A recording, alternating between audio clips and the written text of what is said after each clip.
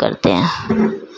पहले गमले में काली माटी डालते हैं, फिर उसमें गाय का गोबर डालते हैं और अब चलते हैं। तो इसमें थोड़ा पानी मिलाएंगे,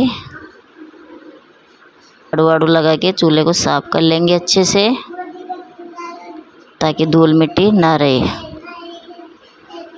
अच्छे से झाड़ू लगा लेंगे।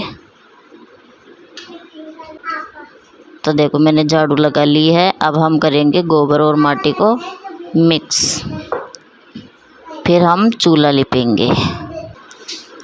थोड़ा थोड़ा गार लेके हम चूल्हे को लेप लगा लेंगे।